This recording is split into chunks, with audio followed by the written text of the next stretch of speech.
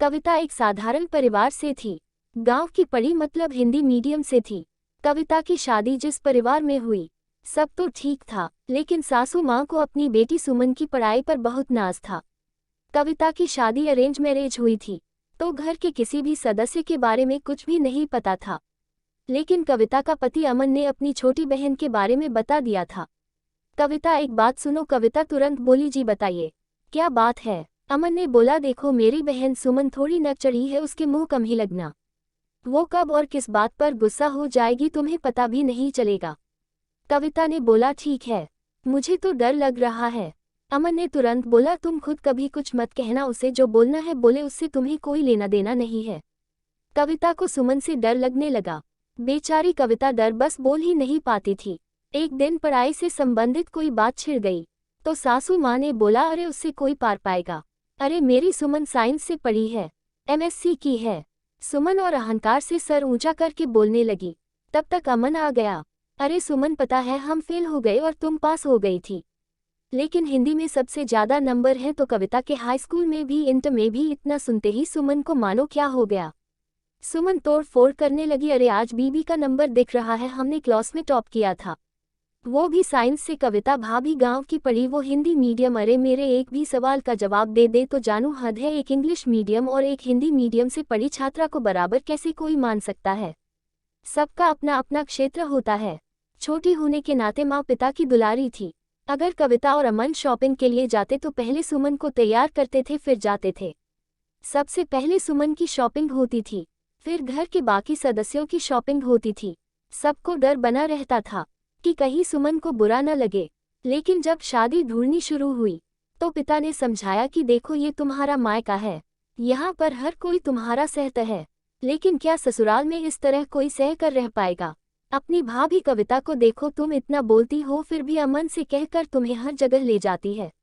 अमन नहीं ले जाना चाहता क्योंकि उसे भी अपनी पत्नी के साथ अकेले में समय बिताने का हक है और वो चाहता भी है। क्या तुम भी इस तरह बर्दाश्त कर पाओगी? बेटी, अब अपने अंदर सुधार लाओ। अब वह वक्त आ गया है कि तुम अपनी माँ और भाभी से कुछ सीखो। हालांकि यह बात भी सुमन को बुरी लगी, लेकिन अपने कमरे जाकर काफी देर तक लेटी रही। कमरे से बाहर नहीं निकली तो माँ परेशान की कविता ने कुछ कह दिया होगा। सासू माँ कविता को जाकर खूब खरी खोटी सुनाई। तुम्हें मेरी सुमन नहीं पसंद है तो उससे बोलती क्यों हो?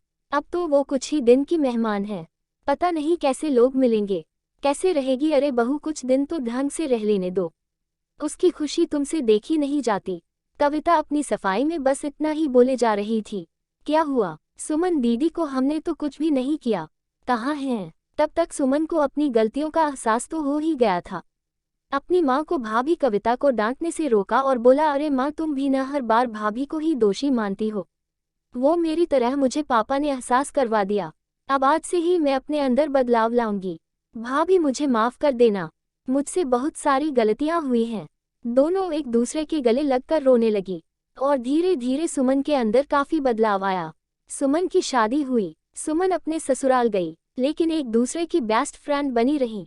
अच्छा हुआ जो पिताजी ने समझाया, ये बात तो माँ जी को चाहिए थी, लेकिन वो तो सर पर बिठा रखी थी। देर से ही भला जो हुआ अच्छा हुआ, लेकिन सुमन सुखी नहीं थी। सुमन की 4 नंद और चारों का बहुत ही खुरापाती दिमाग था। सुमन अपनी भाभी कविता से बताती थी, माँ पिता से नहीं बताती कि माँ पिताजी बहुत दुखी होंगे। अब अपने किए का पछतावा हो रहा था।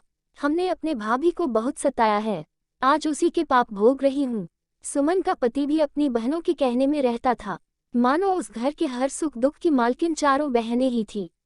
सुमन मतलब कुछ भी नहीं। एक दिन सुमन के भाई अमन को कविता ने बताया, इस तरह से सुमन दी परेशान रहती है, एक बार आप जीजा जी से बात तो करिए, या दोनों लोगों को अपने यहाँ अकेले खाने पर बुलाया जाए, तब बात किया जाए। अमन गुस्सा हो गया, ये कैसे हो सकता है? उसकी 4 बहनों को भी बुलाना पड़ेगा, दिल से न सही दिखावे के लिए ही बुलाना पड़ेगा। चलो ठीक, बुला लेते हैं, सबको भेज देंगे, जीजा जी को और सुमन को रोक लेंगे, फिर बात किया जाएगा। अमन ने फोन किया, सुमन से पहले बात किया, फिर सुमन की सास से, और बोल दिया कि आज खाने पर बुलाना चाह रही थी कविता, तो आपकी आज्ञा हो तो सपरिवार आ जाइए माँ जी। माँ जी ने तुरंत हाँ कर दिया। सब शाम को तैयार होकर पहुंचे। कविता खूब आव भगत की, सभी लोग खूब खुश हुए। अब जाने की बारी आई तो सासू माँ ने बोला, अरे सुमन चलोगी भी कि यही रहने का इरादा है। सुमन कुछ बोली नहीं, हल्की सी मुस्कान लिए खड़ी रही। तब तक अमन ने बोला कि आप लोग आज जाइए, सुमन और जीजा को कल सुबह हम छोड़ देंगे। माँ ने तो अच्छा बनने के चक्कर में बोल दिया ठीक है, लेकिन बहनें मानने को तैयार नहीं हुई। लेकिन बहुत कहने सुनने के बाद सब तैयार हुई। सुमन और सुमन के पति को मौका मिला बात करने का और अमन और कविता ने भी बहुत सारी बातें किए। थोड़ी बहुत समझ में आया। सुमन ने बोला, यहाँ आप बोल रहे हैं, दीदी के सामने बोलने की हिम्मत नहीं होती है। दुर्गेश को कुछ पता ही नहीं रहता था। दुर्गेश के सामने माँ बेटी बहुत ही प्यार से अमन के साथ पेश आती थी। इससे कभी आभास ही नहीं कर पाया। अब इतनी बड़ी बात ससुराल में गके पता चला। थोड़ा क्रोध आया, लेकिन सब खत्म करके सुमन का साथ देने को राजी हुआ। सुमन का पति दुर्गेश ने बोला कि अब हमने बोल दिया न कि मेरी जिम्मेदारी है, फिर तुम क्यों बोल रही हो? तुमने ये सब हमें बताया क्यों नहीं? सुमन ने बोला, कैसे और कब बताऊं? हर वक्त पहरा लगा रहता था, दरवाजे पर आंखें गड़ी रहती थी, कान लगाए सब छिपी रहती थी। आपने खुद कभी जानने की कोशिश की मैं दुखी क्यों हूँ या मेरा मूड ऑफ क्यों है? एक रात रुकने का फायदा तो हुआ। अब सुमन की भी प्रूफ इकट्ठा करने लगी। अपना फोन रिकॉर्डिंग मोड पर रख देती, दिन भर की बात रिकॉर्ड रहती। जब दुर्गेश आता तो पहले सुनता था, उसके बाद अपने पिता से बोल दिया कि पिताजी अब यहाँ रहने लायक नहीं है। ये लोग अपने घर में आग लगा ही चुकी है, अब मेरे घर में भी आग लगा रही है। इन लोगों का मायका तो नहीं छोड़वाना है, लेकिन सुमन को लेकर मैं अब इस घर में नहीं रहूंगा।